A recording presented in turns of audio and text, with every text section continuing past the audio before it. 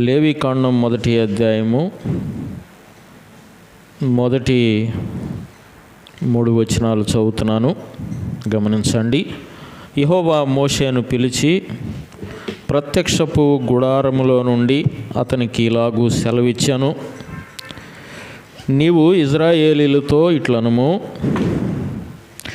మీలో ఎవరైనను యెహోవాకు బలి అర్పించినప్పుడు గోవుల మందలో నుండి, గొర్రెల మందలో నుండి కానీ, మేకల మందలో నుండి కానీ దానిని తీసుకొనవలెను. అతడు దహన బలి రూపముగా అర్పించున్నది గోవులలోనిదైన ఎడల నిర్దోషమైన మగదానిని తీసుకొని రావలెను. తాను యెహోవా సన్నిధిని అంగీకరింపబడినట్లు ప్రత్యక్షపు గుడారము యొక్క ద్వారమునకు దానిని తీసుకొని రావలెను. అతడు దహన బలి అర్పించు పశువు తల మీద తన చెయ్యి ఉంచవలెను. అతని నిమిత్తము ప్రాయశ్చిత్తము కలుగునట్లు అది అతని పక్షముగా అంగీకరింపబడును. చిన్న ప్రార్థన చేద్దాం దేవుని ఆత్మ సహాయం కొరకు. మరి తలలు ఉంచినట్లయితే చిన్న ప్రార్థన చేసుకుందాం. మహిమగల మా ప్రియ ప్రభువా, దయగలిగిన మా తండ్రి, నీ పాదములకు స్తోత్రములు స్తుతులు చెల్లిస్తున్నాం. ఇంతదనుక మీ దాసులను నిలిపి అందించిన మాటలను బట్టి నీకు స్తోత్రాలు. మరొక దాసుడు నీ పక్షాన నిలిచి ఉంటూ ఉండగా కనికరించండి అయా. మరి ప్రారంభము నుండి చివరి వరకు మీ అధ్యక్షతలో, మీ ఆత్మ స్వాధీనములో ఉంచుకొనండి. మీ ఆత్మ ద్వారా మాతో తేటగా సూటిగా మాట్లాడి మహిమ పొందండి. మనుష్యుడనైన నన్ను మరుగుపరచండి. ఏమాత్రము కనబడకుండా మీ ఆత్మ ద్వారా మీరే మాతో మాట్లాడుదురని ఈ రాత్రికాల సమయంలో సిలువ వేయబడిన యేసుక్రీస్తు ప్రభువారు ప్రకటించబడినట్లుగా, పాపికి రక్షణ కలుగునట్లుగా మీ మాటల ద్వారా మమ్మల్ని అందరినీ తృప్తిపరచమని, బలపరచమని, సరిచేయమని అయ్యా. మరి 3 దినాల సభలను మీరే ఆశీర్వాదకరముగా నడిపించి మహిమ పొందుదురని, చేరివచ్చిన ప్రియులందరకు, శబ్దయంత్రము ద్వారా వినేవారికి కూడా ఆత్మీయ మేలు పొందగలుగునట్లుగా నడిపించుదురని మమ్మల్ని మేమే నీ కృపకు అప్పగించుకుంటూ యేసు ప్రభు వారి ఘనమైన నామములో స్తుతించి అడిగి వేడుకుంటున్నాము తండ్రి, ఆమేన్. చేరివచ్చిన ప్రియులందరికీ ప్రభు అయిన యేసుక్రీస్తు వారి నామములో శుభాభివందనాలు తెలియజేస్తున్నాను. మరి ప్రియమైన సోదరి సోదరులారా, మరి మనం బైబుల్ క్లాస్ ఇది వాస్తవంగా. మరి సహోదరులు ప్రభుదాస్ అన్న మరి ఎంతో ప్రయాసతో మరి వారు ముందుగానే ఈ అంశాన్ని చెప్పి మరి లేవికాండాన్ని మనము మాట్లాడుకుందామని చెప్పి వారి ప్రేరణతో, మరి దేవుని ఆత్మ ప్రేరణతో మరి ధ్యానము చేయగా ప్రభు ఇచ్చిన మేరకు మీతో ఈ గ్రంథాన్ని పంచుకోవడానికి ప్రయత్నం చేస్తున్నాను.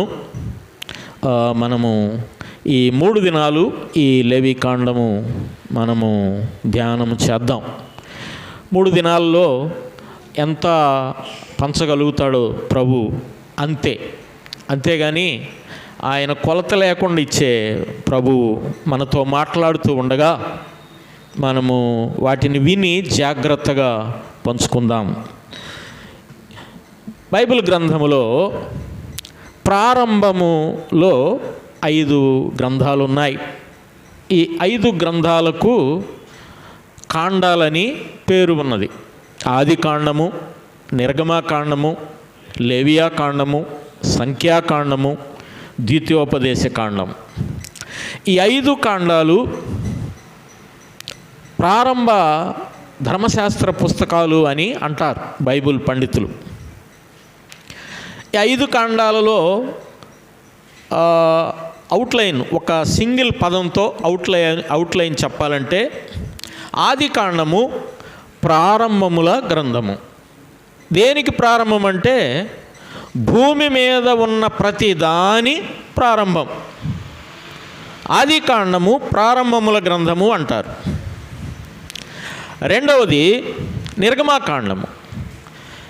నిర్గమాకాండము, నిర్గమము అనగా దాటుట అని అర్థం. దేన్ని దాటటం అంటే దేవుని ప్రజలైన ఇశ్రాయేలీలు ఐగుప్తు దాస్యములో ఉండగా వారిని దాస్యము నుండి దాటించిన నిర్గమమే నిర్గమాకాండం. మూడవ గ్రంథం లేవియాకాండం. ఈ లేవియాకాండం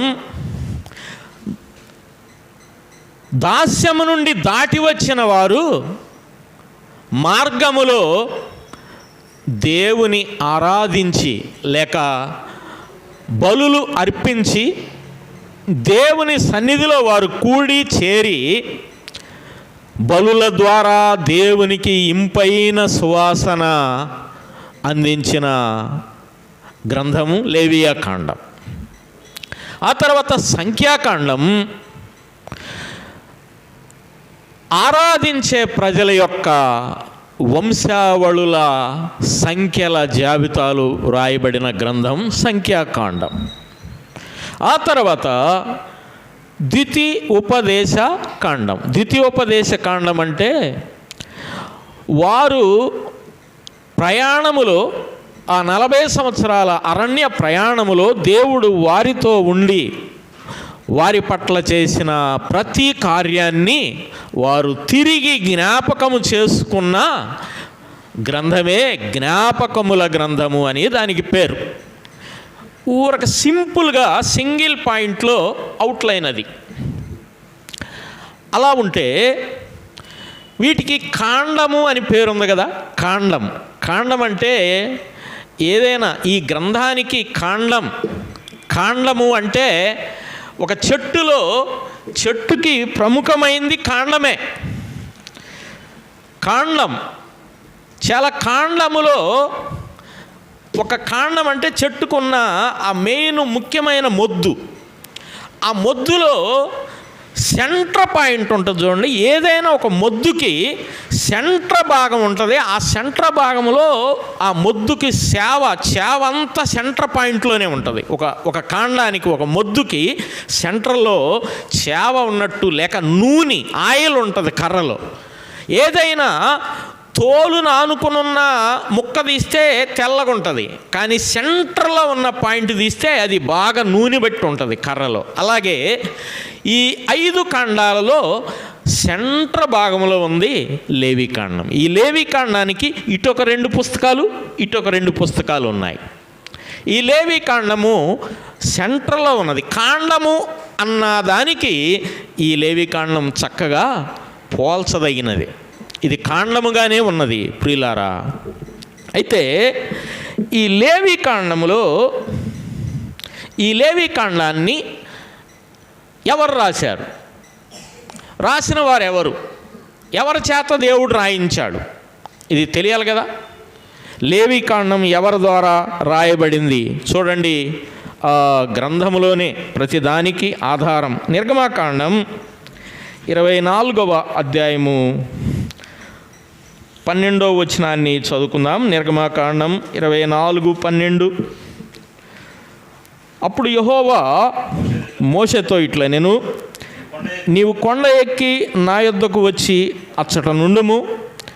నీవు వారికి బోధించున్నట్లు నేను వ్రాసిన ఆజ్ఞలను, ధర్మశాస్త్రమును, రాతి పలకలను నీకిచ్చేదనగా. చూడండి, మోషే సీనాయి కొండపై ఉన్నప్పుడు దేవుడు ఆజ్ఞలు గల పలకలను ఇచ్చాడు. ఈ శాసనాలన్నీ, ఆ ధర్మశాస్త్ర గ్రంథాన్ని లేక ధర్మశాస్త్రాన్ని దేవుడే రాసి మోషేకిచ్చాడు. ఆ కొండ మీద మోషే ద్వారా ఈ 5 కాండాలు వ్రాయబడ్డాయి. 5 కాండాలు: ఆదికాండం, నిర్గమకాండం, లేవీకాండం, సంఖ్యాకాండం, ద్వితీయోపదేశకాండం. ఈ 5 కాండాలు మోషే ద్వారా వ్రాయబడ్డాయి ప్రియులారా. అది రెఫరెన్సు తేటగా రాసుకోండి. రాయబడిన కాలం, ఈ గ్రంథం రాయబడిన కాలం క్రీస్తు పూర్వం 1440 1400 మధ్యకాలంలో వ్రాయబడింది. ఎప్పుడైనా దైవ గ్రంథాన్ని రాసినప్పుడు ఆ కాలం చెప్పేటప్పుడు ఇంచుమించుగా చెప్తారే తప్ప పక్కాగా చెప్పడానికి కుదరదు. ఎందుకంటే కొంచెం అటు ఇటు అవుతుంది. ఈ గ్రంథం క్రీస్తు పూర్వం 1440 1400 మధ్యకాలం. క్రీస్తు పూర్వం లెక్క వెనక్కి నడుస్తూ వస్తుంది. అది యేసు ప్రభు దగ్గరకు వచ్చేసరికి 1 అవుతుంది అనమాట. మళ్ళీ అక్కడి నుంచి 1, 2, 3 ఇలా అవుతుంది అనమాట. క్రీస్తు పూర్వం లెక్క వెనక్కి వస్తుంది. అందుకని 1440 to 1400 కాలంలో వ్రాయబడింది. అంతేకాదు, ఇందులో ఈ గ్రంథము ఆ కొండ మీద, సీనాయి కొండ మీద ఉన్నప్పుడు దేవుడు తనతో చెప్పి మాట్లాడి రాయించాడు. అయితే ఈ లేవీకాండం 1వ అధ్యాయం చూద్దాం రండి. ఈ లేవీకాండం 1వ అధ్యాయము 1వ వచనాన్ని మనం చదువుకుందాం. యెహోవా మోషేను పిలిచి ప్రత్యక్షపు గుడారములో నుండి అతనికి ఇలాగు సెలవిచ్చాను. లేవీకాండం 1వ అధ్యాయం 1వ వచనం మనం చదువుతున్నప్పుడు ఈ లేవీకాండంలో ఉన్న ఈ సత్యాలు ఎక్కడ జరుగుతూ ఉన్నాయి? ఈ లేవీకాండంలో ఈ బలులు ఇవన్నీ ఎక్కడ జరుగుతూ ఉన్నాయి? స్థలం ఎక్కడ అని చూస్తే ఆయన వ్రాసి ఇచ్చినది సీనాయి కొండ మీద, కానీ ఈ బలులన్నీ జరుగుతున్నది ఎక్కడంటే ఇది ప్రత్యక్ష గుడారము దగ్గర జరుగుతూ ఉన్నాయి. అంటే సీనాయి కొండ మీద రాసిచ్చినది వేరు, ఈ బలులు జరిగే ప్లేస్ వేరు. ఈ 2 కొంచెం గమనించాలి. ఇది ప్రత్యక్ష గుడారములో నుండి దేవుడు మోషేతో మాట్లాడుతూ ఉన్నాడు. ప్రత్యక్ష గుడారం ముందు ఈ బలులు అర్పించబడతా ఉన్నాయి. అయితే ఈ ప్రత్యక్ష గుడారం ఎప్పుడు తయారు చేయబడింది, ఎందుకు తయారు చేయబడింది, ఈ విషయాన్ని కొంత విపులంగా తెలుసుకున్నప్పుడే బలుల వివరాలు మనకు అర్థమవుతాయి. బలులు ఎక్కడ అర్పించాలి? అర్పించే ప్లేస్ ఏది? వారు మార్గ మధ్యములో వెళుతూ సీనాయి కొండ మీద ఎక్కి ఆ ప్రజలందరూ కింద ఉండగా మోషే సీనాయి కొండపైకి ఎక్కి దేవునితో మాట్లాడి ఆ 40 దినాలు ఉండి మాట్లాడి అక్కడ ఆ ధర్మశాస్త్రాన్ని రాసి ఇవ్వగా తీసుకొని వచ్చాడు.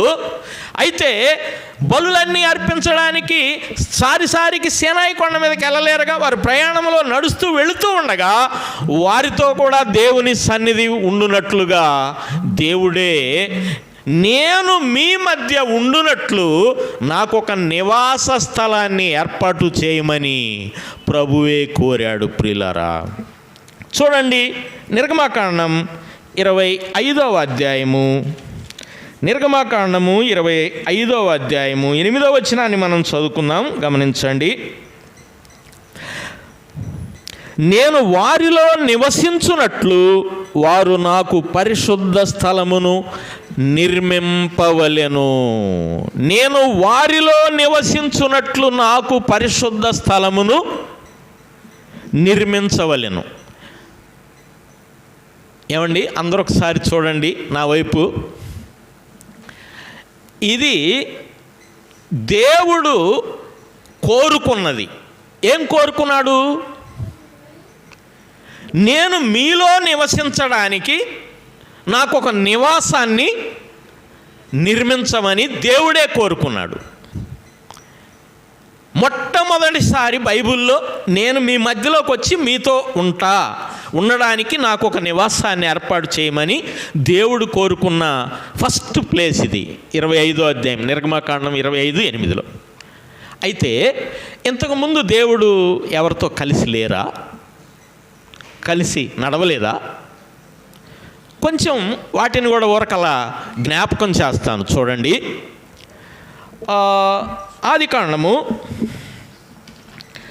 ఆదికాండము నేను అందరినీ జ్ఞాపకం చేయలేను, కొందరిని జ్ఞాపకం చేస్తాను. ఆదికాండములో 4వ లేక 5వ అధ్యాయము, ఆదికాండము 5వ అధ్యాయము 22వ వచనం. హనోకు మెతూషెలను కనిన తరువాత 300 ఏండ్లు దేవునితో నడుచుచు కుమారులను కుమార్తెలను కనెను. హనోకు దినములన్నీయు 365 ఏండ్లు. హనోకు మొత్తం ఎన్ని సంవత్సరాలు బ్రతికాడు? 365 సంవత్సరాలు బ్రతికాడు హనోకు. 365 సంవత్సరాల్లో 300 సంవత్సరాలు దేవునితో నడిచాడు. అంటే బైబిల్లో ఈ మాట ఈయనకొక్కరికే ఇలా రాయబడి ఉంది. 300 సంవత్సరాలు దేవునితో కలిసి నడిచాడు అంటే దేవునితో కలిసి నడిచాడంటే ఇద్దరు కలిసి వెళుతున్నారంటే దేవుడు తనతో ఇక కలిసి నడవటం అంటే ఇంకంతకంటే ఏం గొప్ప భాగ్యం ఉంది. కానీ 300 సంవత్సరాలు కలిసి నడిచేటప్పుడు, అయ్యా నీకిల్లు ఉంది, నాకిల్లు లేదు, ఈ రోడ్డున మన ఇద్దరం కలిసి వెళతా ఉన్నాం, కానీ మరి నాకు కూడా ఇల్లుంటే బాగుండు మీ ఇంటి పక్కన అన్నట్టుగా, కానీ నేను కూడా మీతో కలిసి ఉండడానికి నాకు ఒక ఇల్లు కావాలని హనోకుతో దేవుడు అడగలేదు. కలిసి నడిచినా మీ మధ్యలో ఉండడానికి నాకు ఒక ఇల్లు కావాలని హనోకుతో కూడా అడగలేదు. ఆ తర్వాత ఆదికాండం 12వ అధ్యాయంలో మరి వస్తారు ఎవరు? అబ్రహాం గారు వస్తారు. అబ్రహాము యేసుక్రీస్తు ప్రభు వారు వాగ్దాన పుత్రుడుగా అబ్రాములో నుండి రానై ఉన్నాడు. వాగ్దాన పుత్రుడు అబ్రాము వంశములో నుండే వస్తాడు. వాగ్దానాలన్నీ అబ్రహాముకి దేవుడు తేటగా ఇచ్చాడు. కానీ అలాంటి అబ్రహాముతో కూడా, అయ్యా నీ గుడారం పక్కన నాకు కూడా గుడారం వేయి, మీతో నివసించడానికి నాకు ఒకటి కావాలని అడిగినట్టుగా లేదు. కానీ దేవుని ప్రజలను దాస్యము నుండి, ఐగుప్తు దాస్యము నుండి విడిపించిన తర్వాత దేవుని ప్రజలలో ఆయన కలిసి ఉండడానికి నివాస స్థలాన్ని నా కొరకు నిర్మించమని మోషేతో ఆయన కోరుకున్నాడు. 25:8 కోరుకున్నాడు. నిర్గమకాండం 25:8 కోరుకున్నాడు. కోరుకున్న తర్వాత వెంటనే అయిపోదు కదా. కోరుకున్న తర్వాత ఇప్పుడు నిర్గమకాండం 40వ అధ్యాయానికి రండి. 20వ అధ్యాయం 40వ అధ్యాయము 17వ వచనం. 2వ సంవత్సరమున మొదటి నెలలో మొదటి దినమున మందిరమును నిలువబెట్టబడెను. నిర్గమకాండము 40వ అధ్యాయము 17వ వచనం. నిర్గమకాండం 40:17 చదువుతున్నాను. 2వ సంవత్సరమున మొదటి నెలలో మొదటి దినమున మందిరమును నిలువబెట్టెను. అంటే 25:8 చెయ్యమని అడిగాడు. ఆ ప్రత్యక్ష గుడారం యొక్క పూర్తి ఆ నమూనా ప్రకారము ఆ పనంతా చేసి 40వ అధ్యాయము 17వ వచనంకి పని ముగించబడింది. ముగించబడిన తర్వాత ఇప్పుడు పక్కనే లేవీకాండం 1వ అధ్యాయములో ఆ ప్రత్యక్ష గుడారములో నుండి మోషేతో మాట్లాడుతున్నాడు. ఆ ప్రత్యక్ష గుడారములో ఆనాటి యోధా ప్రజలు ఏమి చూశారంటే, ఆ కొండ మీద, సీనాయి కొండ మీదకి వెళ్ళినప్పుడు పొద మండుతుంది కానీ పొద కాలిపోవడం లేదు. ఆ దృశ్యం చూడడానికి ఎంతో ఆశ్చర్యకరమైన దృశ్యం.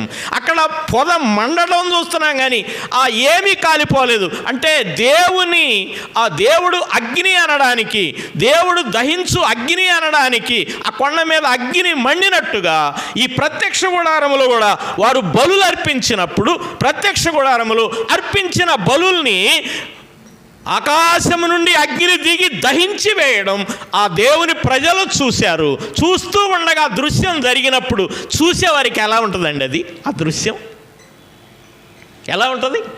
ఎంత అద్భుతంగా ఉంటుంది. అది జరిగినట్టుగా చూడండి. ఇక్కడ 40వ అధ్యాయము, నిర్గమకాండం 40వ అధ్యాయములో ఆ మాటలు వ్రాయబడ్డాయి. 40వ అధ్యాయం 33 నుంచి, మరియు అతడు మందిరమునకును బలిపీఠమునకును చుట్టూ ఆవరణమును ఏర్పరిచి ఆవరణపు తెరను వేశాను. అలాగూ మోషే పని సంపూర్తి చేశాను. అప్పుడు మేఘము ప్రత్యక్షపు గుడారమును కమ్మగా యెహోవా తేజస్సు మందిరమును నింపెను అన్నాడు. యెహోవా తేజస్సు మందిరమును నింపెను. ఈ దృశ్యమంతా ఆనాటి యూదా ప్రజలు చూశారు కళ్ళతో. చూసిన తర్వాత ఇప్పుడు లేవీకాండం 1వ అధ్యాయములో మోషేతో దేవుడు మాట్లాడుతూ ఉన్నాడు బలుల విషయమై. అయితే ఇక్కడ మరొక విషయం జ్ఞాపకం చేయాలి. ఏంటంటే ఈ లేవీకాండం ఎన్ని అధ్యాయాలు చూసారా? లేవీకాండం ఎన్ని అధ్యాయాలండి? నిర్గమకాండం 40 అధ్యాయాలు. ఎందుకంటే ఇజ్రాయేలీలు అరణ్య ప్రయాణం 40 సంవత్సరాలే. మరి ఇది కూడా అనుకోని రీతిగా 40 అధ్యాయాలే ఉంది. కానీ లేవీకాండం ఎన్ని అధ్యాయాలు? 27 అధ్యాయాలు ఉన్నాయి లేవీకాండం. ఈ 27 అధ్యాయాల చరిత్ర, ఈ 27 అధ్యాయాల చరిత్ర ఎంతకాలం అనేది మనం గమనించాలి. ఎంతకాలం అనేది గమనిద్దాం. చూడండి, సంఖ్యాకాండం 1:1 చదువుదాం. చూడండి, సంఖ్యాకాండం 1వ అధ్యాయం 1వ వచనాన్ని గమనిద్దాం. వారు ఐగుప్తు దేశము నుండి బయలు వెళ్ళిన 2వ సంవత్సరము 2వ నెల 1వ తేదీని సీనాయి అరణ్య మందలి ప్రత్యక్ష గుడారములో యెహోవా మోషేతో ఇట్లనెను. ఇప్పుడు ఇందాక 40వ అధ్యాయం 17వ వచనం ఇప్పుడు చదవండి. 2వ సంవత్సరమున 1వ నెలలో 1వ దినమున మందిరము నిలువబెట్టెను. అంటే ప్రత్యక్ష గుడారాన్ని నిలువబెట్టినది 1వ నెలలో 1వ దినం. సంఖ్యాకాండంలోకి ఎంటర్ అయింది ఎప్పుడు? 2వ సంవత్సరం 2వ నెల 1వ తేదీ. అంటే లేవీకాండం మొత్తం చరిత్ర ఎంతకాలం? అర్థమైందండి? 1 సంవత్సరం అండి. లేవీకాండం చరిత్ర మొత్తం 1 సంవత్సరం. ఒకే 1 సంవత్సరం లేవీకాండం యొక్క చరిత్ర. అర్థమైందండి? ఈ లేవీకాండం మోషే ద్వారా దేవుడు రాయించాడు. ఈ లేవీకాండములో ఉన్న చరిత్ర 1 సంవత్సరము కాలము, 1 సంవత్సరము గడిచిన చరిత్ర, 1 సంవత్సరపు చరిత్ర లేవీకాండం 27 అధ్యాయాలలో ఉన్నది ప్రియులారా. అయితే ఈ లేవీకాండములో 27 అధ్యాయాల విభజన కొంత తెలుసుకోవడం మంచిది. ఎందుకంటే మీరు చదవడానికి ఈజీగా ఉంటుంది, అర్థం చేసుకోవడానికి. విభజన చెప్తున్నాను, మీరు రాసుకునేవారు ఉంటే రాసుకోండి. లేవీకాండం యొక్క విభజన 1 నుండి 7 అధ్యాయాలు పరిశుద్ధమైన బలులను గూర్చి వ్రాయబడ్డాయి. 1 నుండి 7 అధ్యాయాలు. 8 నుండి 10 అధ్యాయాలు పరిశుద్ధత వలన ఫలితములు. 8, 10 అధ్యాయాలు పరిశుద్ధత వలన ఫలితములు. 11 నుండి 15 వరకు పరిశుద్ధత కొరకైన షరతులు. పరిశుద్ధత కొరకైన షరతులు. 16వ అధ్యాయము ప్రాయశ్చిత్తార్థ దినము. 1 రోజు చరిత్ర, ప్రాయశ్చిత్తార్థపు దినము.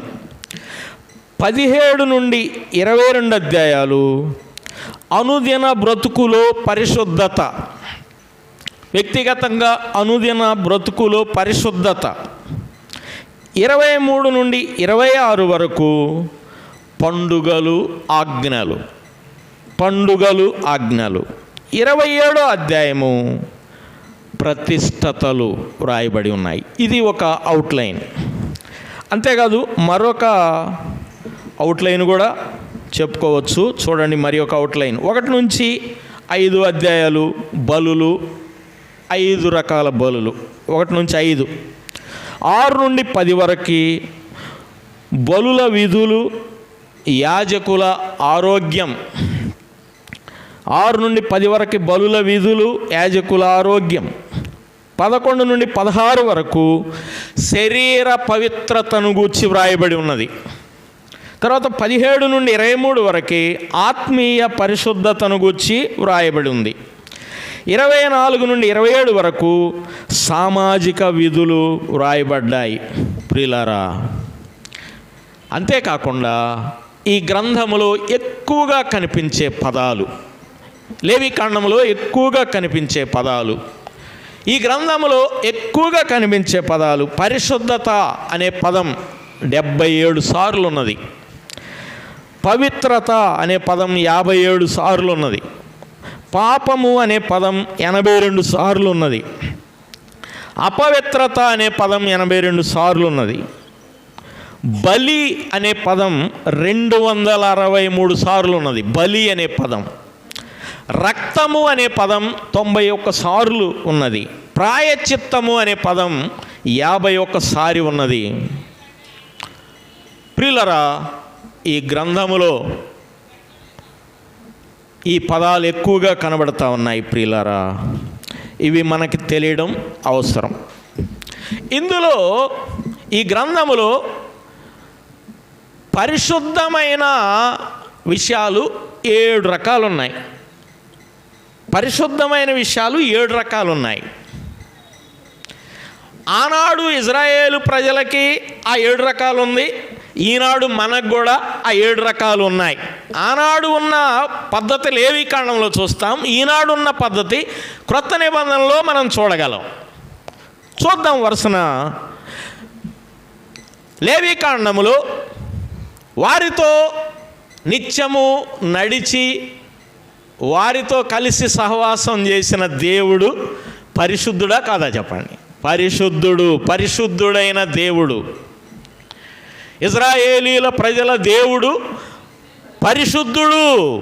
ఇక్కడ 11వ అధ్యాయం 44వ వచనాన్ని చూడండి.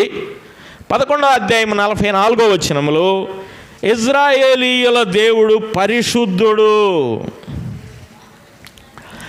తర్వాత దేవుని ప్రజలైన యూదులు పరిశుద్ధంగా ఉండాలి. 19:2 చూడండి. లేవికాండం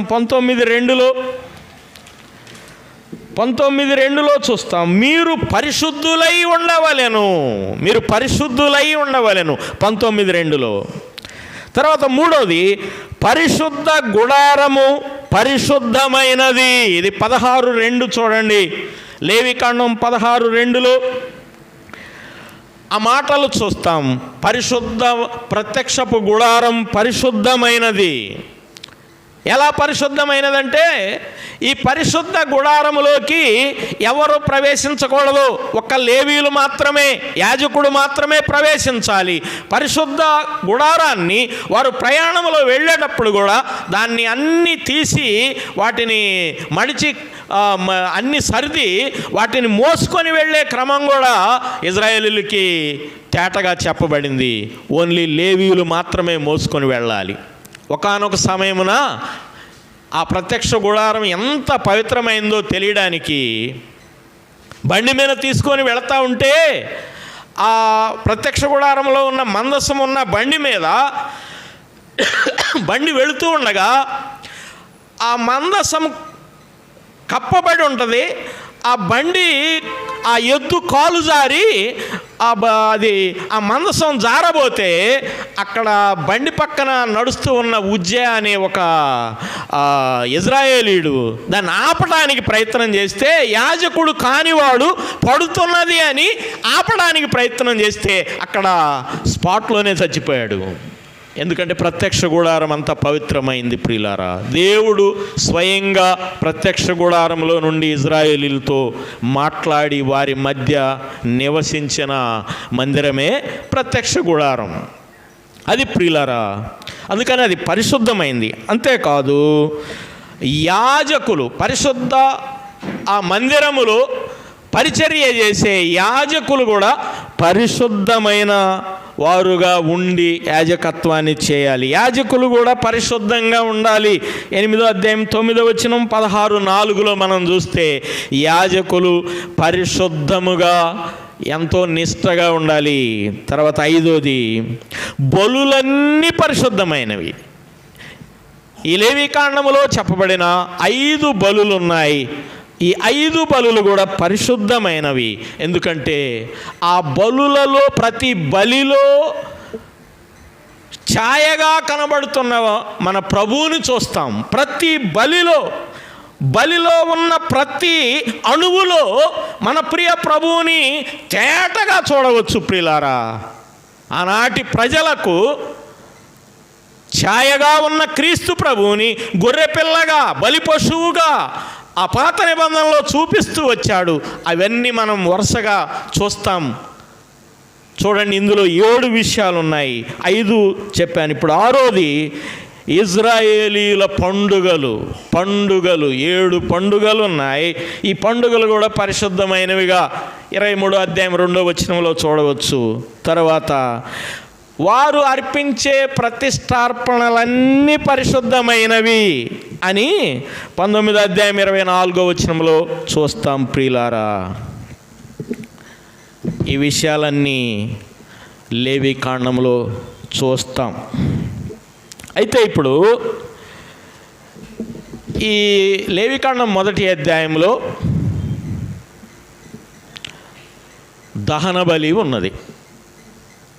1వ అధ్యాయంలో దహన బలి, 2వది నైవేద్య బలి, 3వది సమాధాన బలి, 4వది పాప పరిహారార్థ బలి, 5వది అపరాధ పరిహారార్థ బలి. 5 బలులు ఉన్నాయి. 5 బలుల్లో ఈ మొదటి బలి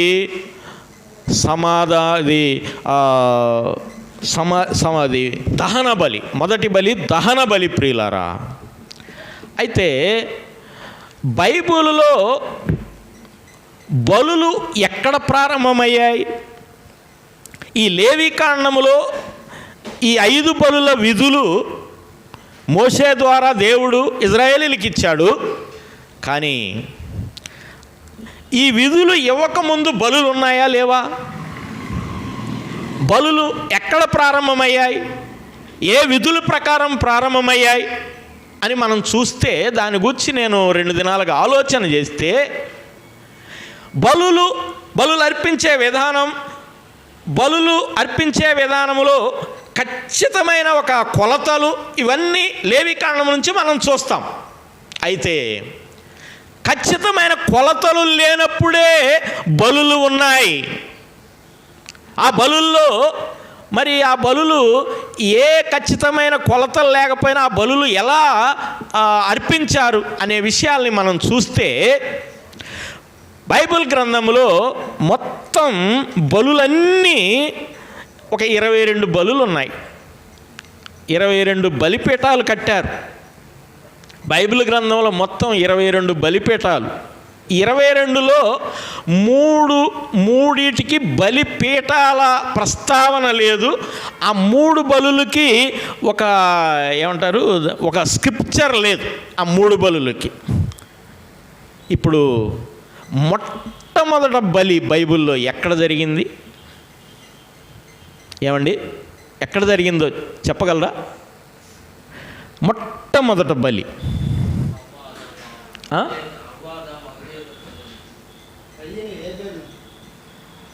ఓకే, మంచిది. రెఫరెన్స్తో పక్కాగా మొట్టమొదటి బలి. ఒకవేళ నేను అనుకుంటాను, ఒక బ్రదరు కయ్యూన్ అన్నారు కదా, 4వ అధ్యాయం చూడండి. ఆదికాండము 4వ అధ్యాయంలో, ఆదికాండము 4వ అధ్యాయము 4వ వచనములో హేబేలు కూడా తన మందలో తొలుచూలు పుట్టిన వాటిలో క్రొవ్విన వాటిని కొన్ని తెచ్చెను. యెహోవా హేబేలును అతని అర్పణమును లక్ష్యపెట్టెను. ఇక్కడ బలి పశువుని తీసుకొచ్చి బలి ఇచ్చినట్టుగా ఉంది, కానీ బలిపీఠము కట్టిన ప్రస్తావన రాయబడిందా? లేదు. కానీ విధులు విధానాలు ఎవరు చెప్పారు? పండితులు ఏమన్నారంటే, తన తల్లిదండ్రులు ఎవరు? ఏబేలు కయ్యూనుకి తల్లిదండ్రులు ఎవరు? ఆదాము హవ్వ కదా. ఆదాము చేస్తూ ఉండగా తన కుమారుడు చూసి చేస్తున్నాడని పండితులు అభిప్రాయాన్ని చెప్పారు. అంతేగాని ఆధారం పక్కగా రెఫరెన్స్ అయితే లేదు. ఇది మొట్టమొదటి బలి అంటే అది పొరపాటే. ఇప్పుడు ఇద్దరు చెప్పారు. ఒక బ్రదర్ ఏమో ఏబేలు ఇచ్చిన బలి అన్నాడు. బ్రదరు నీ పేరేనా? క్రాంతి ఒకటి చెప్పాడు. అదే బైబిల్లో మొట్టమొదటి బలి. అది ఎవరిచ్చారు? ఆదికాండము 3వ అధ్యాయము 21వ వచనం. ఆదికాండం 3వ అధ్యాయము 21వ వచనం. ఇక్కడ దేవుడైన యెహోవా ఆదామునకును అతని భార్యకును చర్మపు చొక్కాయిలను చేయించి వారికి తొడిగించెను. చర్మపు చొక్కాయిలను చేయించి వారికి తొడిగించెను. చర్మపు చొక్కాయి రావాలంటే, చర్మపు చొక్కాయి చర్మాన్ని తీయాలంటే ఏం చేయాలి? వధించబడాలి. జంతువును వధించకుండా జంతువు యొక్క చర్మాన్ని తీయడానికి కుదరదు. ఆ వధించి రక్తము చిందించి, ఒక జంతువును వధించి రక్తాన్ని చిందించి దాని వస్త్రాన్ని తీసి ఆ చర్మాన్ని తీసి ఆదాము హవ్వలకు, ఇక్కడ రాయబడిన మాట చూడండి, దేవుడైన యెహోవా ఆదామునకును, ఈ వచనం అందరూ చూడండి, దేవుడైన యెహోవా ఆదామునకును అతని భార్యకును చర్మపు చొక్కాయిలను చేయించి వారికి తొడిగించను. ఎవరి చేత చేయించి ఎవరి చేత తొడిగించాడు? ఎంతమంది ఉన్నారు అప్పటికి? ఆదాము హవ్వే కదండి ఉంది. ఆదాము హవ్వేగా ఉంది. మరి ఎవరి చేత చేయించారు? చేయించి తొడిగించనన్న దానిలో త్రియేక దేవుడు ఉన్నారండి. త్రియేక దేవుడు చేయించి తొడిగించి, తండ్రి ఆజ్ఞాపించగా కుమారుడు చేశాను, పరిశుద్ధాత్ముడు వారికి తొడిగించెను. తండ్రి కుమార పరిశుద్ధాత్మల త్రియేక దేవుని పని ఉన్నది అక్కడ. అయితే ఈ సందర్భంలో ఇది బైబిల్లో మొట్టమొదటి బలి. ఇది మానవ రక్షణార్థమై దేవుడే చేసిన బలండి. ఆదాము హవ్వలను దేవుడు ఆదామును తన పోలికలో చేసుకొని, తన స్వరూపంలో చేసుకొని, ఆదాముని తనతో ప్రతిరోజు చల్లబూట ఆదాము హవ్వలతో దేవుడే స్వయంగా దిగి వచ్చి వారితో ముచ్చటిస్తూ, ప్రతిరోజు ముఖాముఖిగా మాట్లాడుతూ దేవునితో నిరంతరము సహవాసము చేసే ఆ నిర్దోషమైన కాలములో, ఆదాము హవ్వలు దేవునితో సహవాసం చేస్తున్న కాలములో మధ్యలో ఒకడు వచ్చి దూరి ఆ సహవాసాన్ని వేరు చేశాడు. ఎవడు వాడు? సాతానుడు.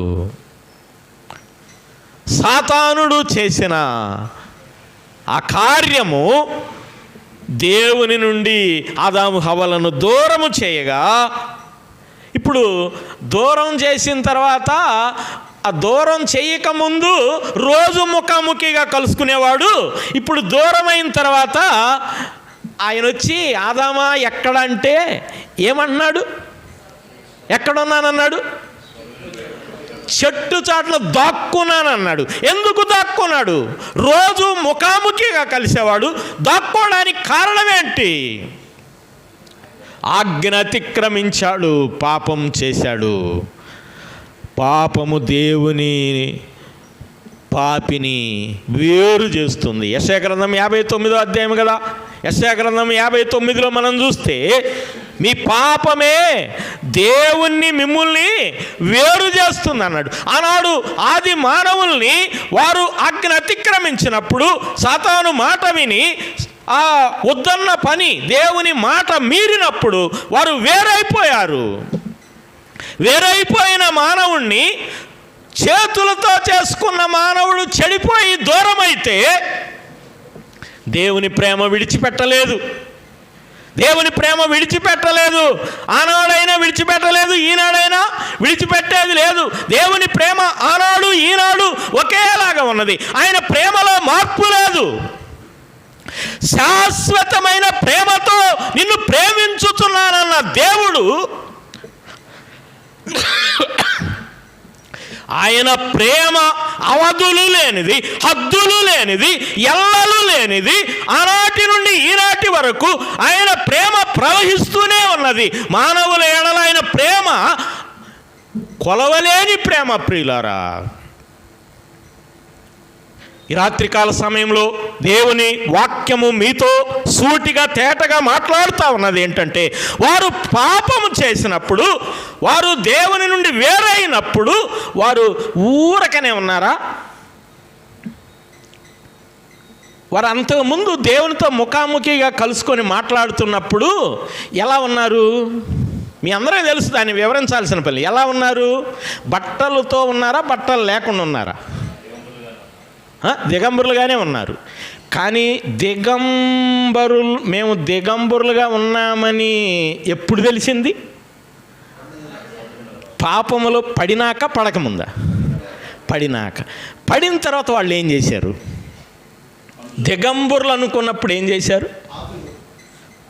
ఆకులు కట్టుకున్నారనేది వాక్యమే. కానీ మన స్టడీ ఆకులు కట్టుకోవడం అంటే సొంతగా పాపాన్ని కప్పిపుచ్చుకునే ప్రయత్నం ఆదాము హవ్వల దగ్గర నుండి ఈనాటికి కొనసాగుతూనే ఉంది. సొంత ప్రయత్నం, సొంతంగా పాపాన్ని కప్పిపుచ్చుకునే ప్రయత్నం ఆనాటి నుండి ఈనాటి వరకు కొనసాగుతూనే ఉంది.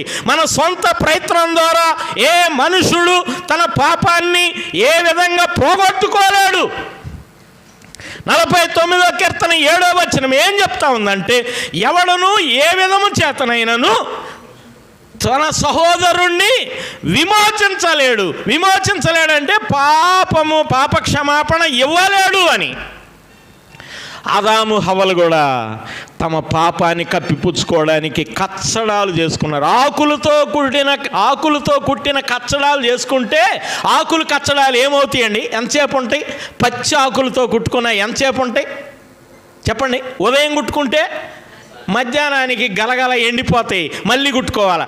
అంటే ఆ ఆకులే చూస్తున్నారు, వాడు కుట్టుకున్న వస్త్రాలే చూస్తున్నారు, కానీ అది సొంతగా కప్పిపుచ్చుకోవడానికి చేసే ప్రయత్నం. ప్రియ సోదరి సోదరులారా, ఈరోజు ఈ రాత్రికాల సమయంలో ఎవరైనా మీరు పాపి అని తెలిసి, మీరు చేస్తున్నది పాపమని తెలిసి, మీరు పాపంలో ఉన్నారని తెలిసి మీ పాపాన్ని కప్పిపుచ్చుకోవడానికి ప్రయత్నం చేస్తే ఆదాము హవ్వల ఆనాడు చేసిన ప్రయత్నమే మీరు చేస్తున్నారు. అయితే దేవుడు అలా ఊరుకోడు. ఆదాము హవ్వలను ఊరుకున్నాడా? వారిని కచ్చడాలు ఉన్నాయి కదా, పర్వాలేదు కుట్టి చేసుకున్నారని దేవుడు ఊరుకున్నాడా? ఇప్పుడు ఆ 3:21 ఏం చేశాడు? 3:21 అది చేసిన తర్వాత 4:22 ఏమంటున్నాడు చూడండి. అప్పుడు దేవుడైన యెహోవా ఇదిగో మంచి చెడ్డలను ఎరుగునట్లు ఆదాము మనలో అంటే చేయించి తొడిగించాడు అంటే త్రియేక దేవుడు. ఇప్పుడు మళ్ళీ మనలో అని బహువచనం వాడుతున్నాడు. మనలో ఇప్పుడు ఇప్పుడంటే ఈ ఇప్పుడుకి వారు కచ్చడాలు చేసుకోకముందు రోజు ముఖాముఖిగా మాట్లాడేటప్పుడుకి తేడా ఏంటి? ప్రతిరోజు ముఖాముఖిగా మాట్లాడే ఆదాము హవ్వలకి ఈ చర్మపు చొక్కాయలు తొడిగించడానికి మధ్యలో ఏం జరిగింది? ఆనాడు ఈనాడు ఇదే దేవుని ప్రణాళిక ప్రియులారా. మానవుడు సొంత ప్రయత్నం ద్వారా పాపాన్ని కప్పిపుచ్చుకుంటే, సొంత ప్రయత్నం ద్వారా పాపాన్ని ఏ మానవుడు తొలగించుకోలేడు. మానవుని కొరకు దేవుడే బలి చేశాడు.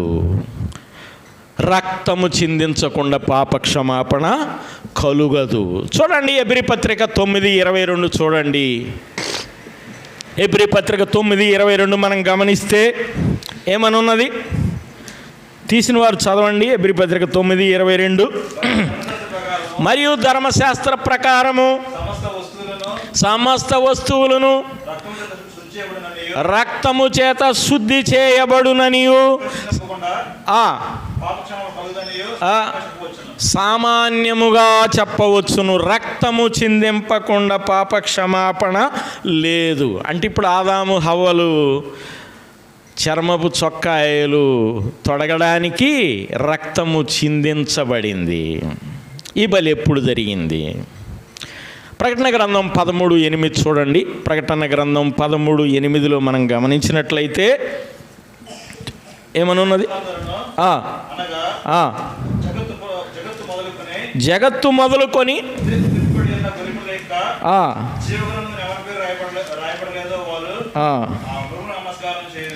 చూడండి, జగత్తుత్పత్తి మొదలుకొని వధింపబడి ఉన్న గొర్రె పిల్ల అని రాయబడింది. జగత్తుత్పత్తి మొదలుకొని వధింపబడి ఉన్న గొర్రె పిల్ల. ఎవరండి ఆ గొర్రె పిల్ల? మన ప్రభు అయిన యేసుక్రీస్తు వారు. ఆయన జగత్తుత్పత్తికి మొదలుకొని వధింపబడుచూనే ఉన్నాడు. ఆ గొర్రె పిల్ల వధింపబడుచూనే ఉన్నది. ఆదాము హవ్వలు పోగొట్టుకున్న సహవాసాన్ని తిరిగి పొందడానికి దేవుడే వారి కొరకు బలి చేశాడు. ఆ బలి అయిపోయిన బలి పశువు మన ప్రభు అయిన యేసుక్రీస్తే. ఆయన రక్షణ వస్త్రాలు ఆదాము హవ్వలకు తొడిగించాడు. ఈనాడు కూడా ఈ రక్షణ వస్త్రాలు మీకు కావాలంటే ఇప్పుడే ఈ రాత్రికాల సమయంలో ఉచితంగా దేవుడు అనుగ్రహిస్తాడు. మీరు ఇంకా రక్షణ పొందకపోతే యేసుక్రీస్తు ప్రభువారి రక్తము ప్రతి పాపము నుండి కడిగి మిమ్మల్ని పవిత్రులుగా చేస్తుంది ప్రియులారా. ఇప్పుడు రండి వెళదాం, మనం మొదటి అధ్యాయంలోకి వెళదాం. మొదటి అధ్యాయము లేవికాండం మొదటి అధ్యాయంలో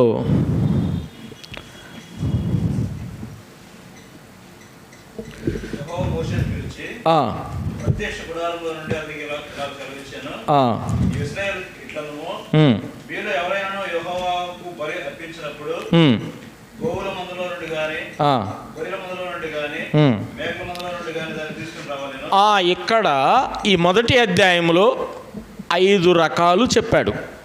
5 రకాల బలి పశువులను చెప్పాడు. 5 రకాలు. ఒకటి ఎద్దు, అంతే కదండి, ఎద్దు అని చెప్పాడు. గోవుల మందలో నుండి అంటే ఎద్దు. ఎలాంటి ఎద్దు? ఈ 5 రకాల్లో ఏదైనా కానీ టైం ఉంది. 5 రకాల్లో అన్నీ మొగవే ఒకటి. రెండోది నిర్దోషమైనవి దోషము లేనివి తీసుకురావాలి. నిర్దోషమైన వాటిని తీసుకురమ్మని చెప్పాడు. బలికి ఏమి అవసరమో, ఎలాంటి బలి పశువు కావాలో తేటగా చెప్పాడు. నిర్దోషమైనవి కావాలి. మొదటిది ఎద్దు. ఎద్దు యొక్క లక్షణం బైబిల్లో చాలా ఉన్నాయి చూడాలంటే. ఒక్కొక్కటే నేను జ్ఞాపకం చేస్తాను. యెషయా గ్రంథం 1:3 మనం గమనించినట్లయితే, యెషయా గ్రంథం 1 అధ్యాయం 3వ వచనం మనం గమనించినట్లయితే ఏముంది? ఎద్దు తన కామందు నెరుగును. తన కామందు అంటే తన రైతు తన యజమానుని ఎరిగినదిగా ఉన్నది. అంటే యజమానుని అనుసరించేదిగా ఉన్నది. అనుసరించేదాన్ని దేవుడు కోరుకున్నాడు. ఎద్దు అనుసరించేదిగా ఉంది. తన కామందును అనుసరించేదిగా ఉంది, తన రైతుని వెంబడించేదిగా ఉంది, తన రైతు స్వరాన్ని విని తన రైతు చెప్పినట్టుగా నడుచుకునేదిగా ఎద్దు ఉన్నది. ఇలాంటిదే దేవునికి కావాలి. రైతుని మెప్పించే ఎద్దుగా ఉన్నది. మరి నిన్ను సృజించి నిన్ను భూమి మీద పుట్టించి నేటి వరకు నిన్ను ప్రాణంతో ఉంచి నీకు కావలసిన ఇన్ని వనరులు ఇచ్చి నేటి వరకు నిన్ను సజీవంగా ఉంచిన దేవునికి నువ్వు మెచ్చేవాడుగా ఉన్నావా? దేవునికి నువ్వు ఇష్టడుగా ఉన్నావా? ఒక ఎద్దు చూడండి, తన కామందు ఎడల ఎంతో అంకిత భావంతో పనిచేస్తూ ఉంది. మరి నువ్వు పెదాల మీద స్తుతిస్తున్నావా? పెదాల మీద ప్రభు అంటున్నావా? హృదయంలో నుండి అంటున్నావా? నీ జీవితం ఒకసారి చూసుకో. ఇక్కడ బలికి ఉపయోగించే బలి పశువు ఇలా ఉండాలని, బలి పశువుకు ఉండాల్సిన ఆ ప్రత్యేక ఆ నాణ్యతను దేవుడు జ్ఞాపకం చేస్తూ ఉన్నాడు. ప్రియులారా, మరి నువ్వెలా ఉన్నావు? నిన్ను సృజించిన దేవునికి ఇష్టడుగా ఉన్నావా? ఒకసారి ఆలోచన చేసుకో. ఈ ఎద్దు బలికి అవసరమైనది ఎద్దు కావాలని కోరాడు. ప్రియులారా, మన ప్రభు అయిన యేసుక్రీస్తు వారు కూడా నమ్మకమైన సేవకుడు. ఎద్దు ఎంత రైతుకి నమ్మకంగా సేవ చేస్తుందో మన ప్రభువు కూడా నమ్మకమైన సేవకుడు. యెషయా గ్రంథంలోనే 42:1 చూస్తే, యెషయా గ్రంథం 42:1 మనం గమనించినట్లయితే మన ప్రభు అయిన యేసుక్రీస్తు వారిని గూర్చి వ్రాయబడిన మాట అక్కడ ఉన్నది. చూడండి, 42:1, ఇదిగో నేను ఆదుకొను నా సేవకుడు, నేను ఏర్పరచుకొనిన వాడు, నా ప్రాణమునకు ప్రియుడు అంటా ఉన్నాడు. మన ప్రభువు ఎద్దువలే నమ్మకమైన వాడు, ప్రాణప్రియుడు అంటున్నాడు. అందుకే ప్రభు అయిన యేసుక్రీస్తుని పోలిన సేవకత్వం ఎద్దు రైతుని ఎంత మెప్పిస్తుందో, రైతుకి ఎంత తృప్తినిస్తుందో, రైతు చెప్పినట్టు అనుసరిస్తుందో అలాంటి సేవకుడు మన ప్రభువు. మన ప్రభువుని పోలి ఉన్నట్టు ఆ ఛాయగా ఎద్దుని బలికి కోరాడు. ప్రియులారా, మరలా రెండోది గొర్రెను కోరాడు. గొర్రె 5 కోరాడు. ఈ మొదటి అధ్యాయంలో బలి అర్పించడానికి 5 జంతువులను 5 కోరాడు. 5లో 2 పక్షులు ఉన్నాయి, 3 జంతువులు ఉన్నాయి. ఎద్దు 1, రెండోది గొర్రె 1. గొర్రె స్వభావం ఏంటి? గొర్రె జంతువులన్నిటిలో గొర్రె స్వభావం చాలా సాధువైనది. గొర్రె కనబడ్డప్పుడు చిన్న పిల్లల నుంచి పెద్దవారి వరకు గొర్రెలతో చాలా చక్కగా సహవాసం చేస్తారు మనుషులు. అవును కదా? గొర్రెను గూర్చి దైవ గ్రంథంలో రాయబడ్డ యెషయా గ్రంథంలో గొర్రెను గూర్చి మనుషులకు పోల్చబడ్డాయి, మన ప్రభువుకు కూడా పోల్చబడింది. మన ప్రభువుని గూర్చి పోల్చబడిన మాట చూడండి. గొర్రెను గూర్చి యోహాను సువార్త 1:29 కదా. యోహాను సువార్త 1:29 మనం చూస్తాం, ఇదిగో లోక పాపమును మోసుకొని పోవు దేవుని గొర్రె పిల్ల. లోక పాపాన్ని మోసుకుపోయిన దేవుని గొర్రె పిల్ల మన ప్రభు అయిన యేసుక్రీస్తు అయితే ఆ గొర్రె పిల్లకు సాదృశ్యంగా ఉన్నది. ఇక్కడ లేవికాండం 1వ అధ్యాయంలో అర్పించుచున్న గొర్రె. ప్రియులారా, ఇప్పుడు 2 చూసాం, ఎద్దును చూసాం, గొర్రెను చూసాం. ఇంకంత మాత్రమే కాదు, మేక ఉన్నది. 1:10 లేవికాండం 1:10 చెప్పాడు, మేక అని చెప్పాడు. మేక బైబిల్ గ్రంథంలో టీవీగా ఉంటుంది. అంటే టీవీగా అంటే దర్జాగా ఉంటుంది. మేక దర్జాగా ఉంటుందని సామెతల గ్రంథం 30వ అధ్యాయము 31వ వచనాన్ని చూడండి. సామెతల గ్రంథం 30:31 గమనిస్తే ఏమని ఉంది? తీసిన వారు చదవండి. సామెతల గ్రంథం 30:31.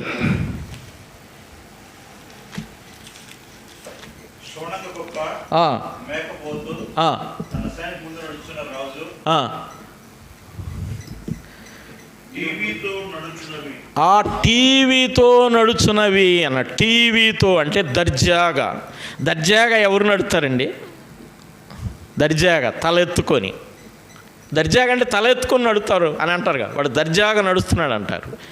మేక పోలికని బైబిల్ చెప్తుంది. అందుకే దర్జాగా అంటే దర్జాగా ఉన్నవాడు అంటే తలెత్తుకుని నడిచేవాడు ఏ లోపం లేనివాడు అని అర్థం. దర్జాగా నడిచేవాడు అలాంటి వాడు ప్రభువు కావాలి. బలికి దర్జాగా ఉన్నవే కావాలి, నమ్మకమైనవే కావాలి, లోబడేవే కావాలి, చెప్పినట్టు చేసేవే కావాలి. అందుకే వాటిని కోరుకుంటా ఉన్నాడు. అవన్నీ మన ప్రభు అయిన యేసుక్రీస్తులో ఆ లక్షణాలన్నీ ఉన్నాయి ప్రియులారా. ఇప్పుడు 3 చూసాం, 4 చూడండి. 1:14 లేవికాండం 1:14 చెప్పినట్టుగా అతడు యెహోవాకు దహన బలిగా అర్పించున్నది పక్షి జాతిలోనే అయిన ఎడల ఆ తెల్ల గువ్వలలో నుండి కానీ పావురపు పిల్లలో నుండి కానీ తేవలెను అన్నాడు. తెల్ల గువ్వ పావురపు పిల్ల. ఎందుకని? ఎద్దు, గొర్రె, మేక వాటిని పెద్దవాటిని చెప్పి మళ్ళీ ఇప్పుడు పక్షుల్లోకి వచ్చాడు ఎందుకని అని మీరు అడగవచ్చు. ఎందుకంటే అందరూ ఎద్దుని, గొర్రెని, మేకని తేలేరు కదా. అందుకని దేవునికి మనకంటే లెక్కలు బాగా తెలుసు. పేదవారు ఉంటే మన ప్రభువు అయిన యేసుక్రీస్తు వారు జన్మించినప్పుడు ఆ ప్రసూతి క్రమానికి బలి అర్పించడానికి ఆ యేసోబు మరియమ్మలకు వారికి పేదవారు కనుక వారు కూడా గువ్వ పిల్లల్ని, పావురు పిల్లల్ని తీసుకొని వెళ్ళి ఇచ్చారు. ఎద్దుని, మేకని కొనలేక. దేవుడు అంతస్తులను బట్టి ఏదన్నా పని ఇచ్చినప్పుడు ఆయన అన్ని అంతస్తులు ఎరిగినవాడు. నీ స్థాయిని బట్టే నీకు ఇస్తాడు తప్ప నీ స్థాయిని మించి ఏది నిన్ను అడగడు. వీటన్నిటిని మనం లేవీకాండంలో నేర్చుకుంటాము. ఇప్పుడు చూడండి, గువ్వ అన్నది సొగసైనది అని బైబిల్ చెప్తా ఉంది. 68వ కీర్తన 13వ వచనాన్ని చూడండి. కీర్తన 68:13 గమనించినట్లయితే ఏమనున్నది? కీర్తన 68:13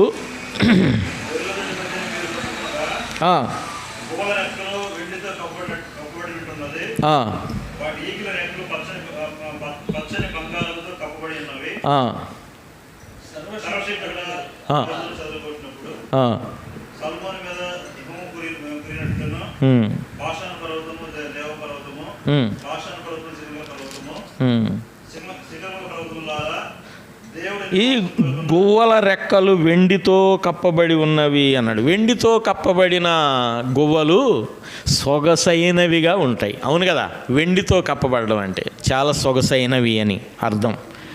యేసుక్రీస్తు ప్రభు వారు కూడా ఎంత సొగసైన ప్రభు, ఎంత సొగసైన ప్రభు. ఆయన సొగసును గూర్చి వర్ణించిన వచనం జ్ఞాపకానికి వస్తుందా?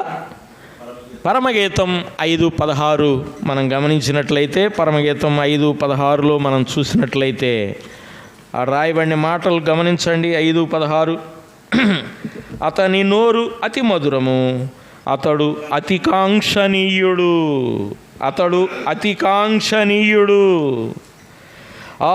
5వ అధ్యాయం 10వ వచనాన్ని మనం గమనిస్తే 10,000 మంది పురుషులలో అతని గుర్తింపవచ్చు.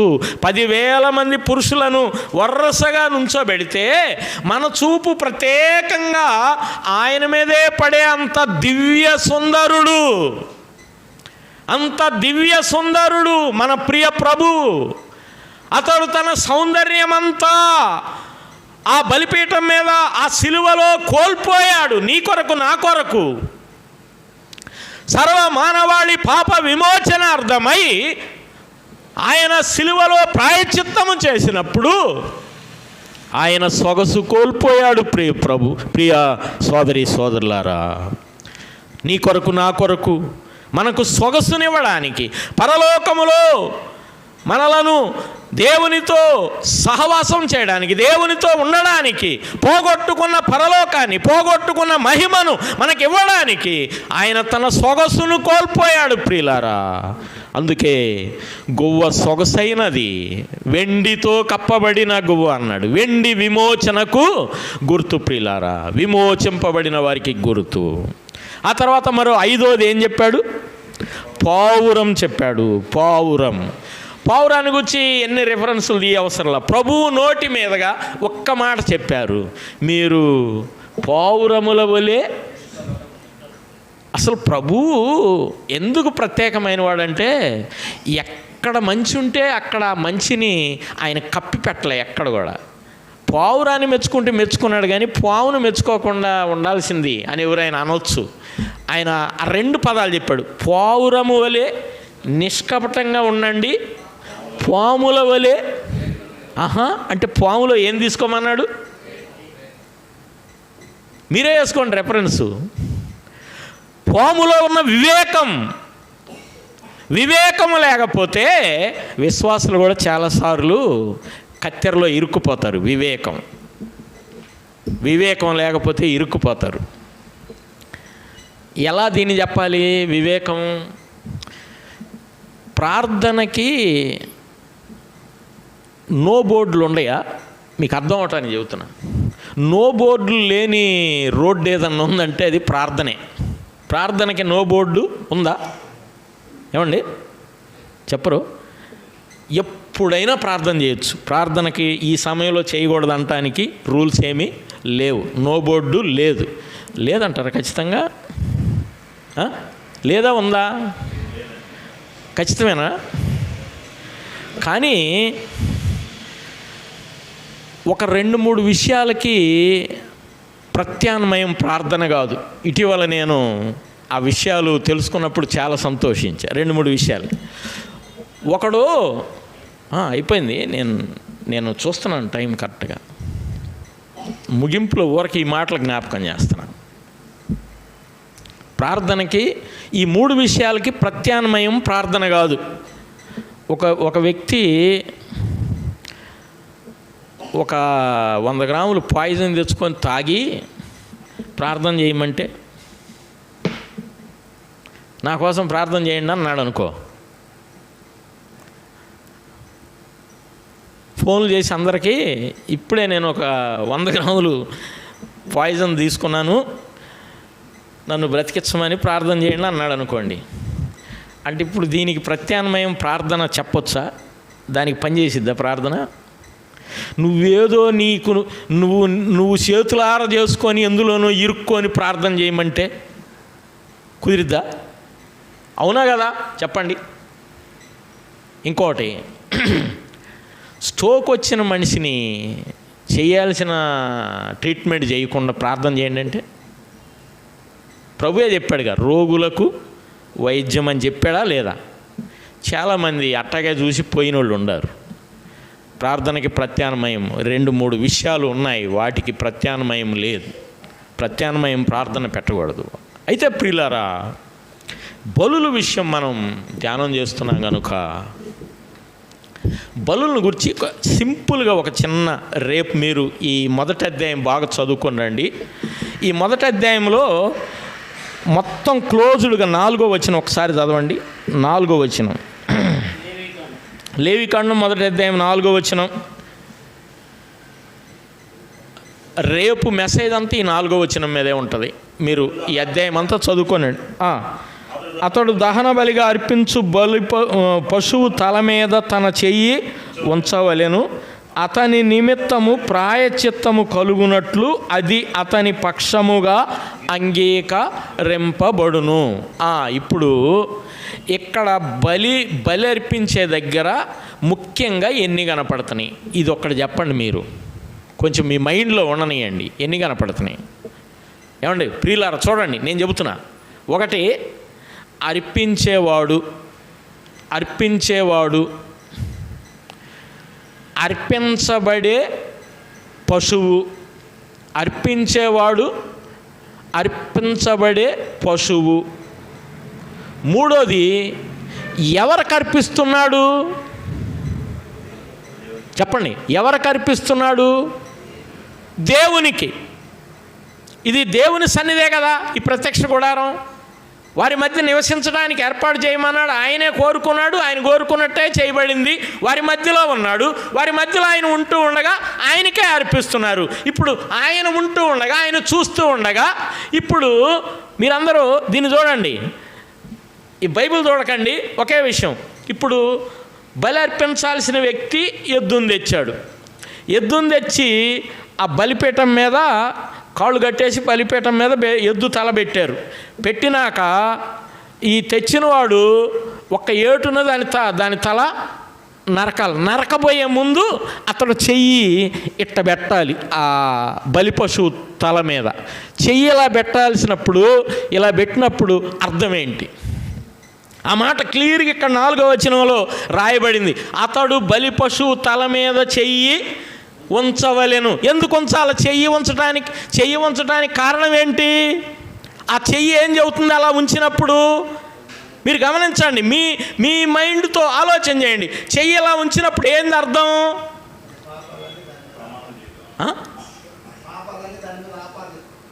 ఆపాదించడం కాదు, మెయిన్ అసలు ముఖ్యమైన కీలకమైనది. నా కోసం నీవు ఈ మాట చెయ్యలా పెడితే, నా కోసం నీవు చనిపోతున్నావా? నీ మరణం నా కోసం నీవు. వాస్తవానికి పాపాన్ని బట్టి నేను చచ్చిపోవాలి. పాపానికి జీతం మరణం. అది ఎవరు చేసినా పాపానికి జీతం మరణమే. పాపానికి జీతం మరణం. ఆ మరణాన్ని తప్పించుకునే మానవుడే లేడు. అయితే తప్పించబడాలంటే ఒక మనిషికి బదులుగా జరిగే ఈ బలిలో ఆ బలి పశువు మన ప్రభు అయిన యేసుక్రీస్తు వారు. ఆయన నీ కొరకు, నా కొరకు, మనందరి కొరకు ఆయన ప్రాణం అర్పించగా, ఎబ్రీ పత్రిక 2:9 ఆయన ప్రతి మనుషుని కొరకు మరణం అనుభవించాడు. ప్రియులారా, నీ కొరకు, నా కొరకు, అందరి కొరకు మరణం అనుభవించాడు. ఈ సత్యాన్ని నువ్వు అంగీకరిస్తే అప్పుడు నీకు ప్రాయశ్చిత్తము కలుగును.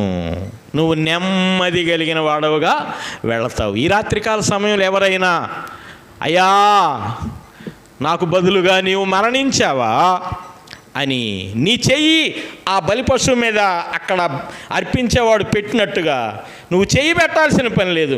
నువ్వు ఆ సత్యాన్ని, దేవా నీవు నా కొరకు జగత్తుత్పత్తికి మొదలుకొని వధించబడతానే ఉన్నావు ప్రభు అని నువ్వు హృదయపూర్వకంగా ఒప్పుకుంటే ఆయన చిందించిన రక్తములో నీ ప్రతి డాగును కడిగి పంపిస్తాడు. దేవుడి మాటలు మన కొరకు దీవించునుగాక. ప్రార్థన చేద్దాం. మహిమగల మా ప్రియ ప్రభువా, దయగలిగిన మా తండ్రి, నీ పాదములకు స్తోత్రములు, స్తుతులు చెల్లిస్తున్నాం. అయ్యా, ఆనాడు ఇజ్రాయేలీలు ప్రజల ఎదుట లేవి కాండములో బలులను గూర్చి వ్రాయించి వాటి ద్వారా మీరు ఈ దినం మాతో మాట్లాడినందుకు వందనాలు. మాట్లాడిన ప్రతి మాట విన్నవారిలో ఫలించున్నట్లుగా కార్యము జరిపించుదురని, రేపటికి ప్రతి ఒక్కరిని సిద్ధపరచుదురని, రక్షణ లేనివారు పొడవబడితే ఇప్పుడైనా ఒప్పుకొనున్నట్లు మీరు కార్యము జరిపించమని, ఒప్పించమని, చేరి వచ్చిన ప్రతి బిడ్డను మీ పరలోకపు ఆశీర్వాదాలతో దీవించి పంపించమని యేసు ప్రభు వారి నామములో స్తుతించి అడిగి వేడుకుంటున్నాము తండ్రి. ఆమేన్. అందరికి వందనాలండి. దేవునికి స్తోత్రాలు. వెంకటరావు గారు, మనందరి తరపున ఏలియా గారికి వందనాలు తెలియజేస్తున్నానండి. మీటింగ్ ముగించాము. రేపటి నుంచి కొంచెం పెందలకాడ రావడానికి చూడండి. మన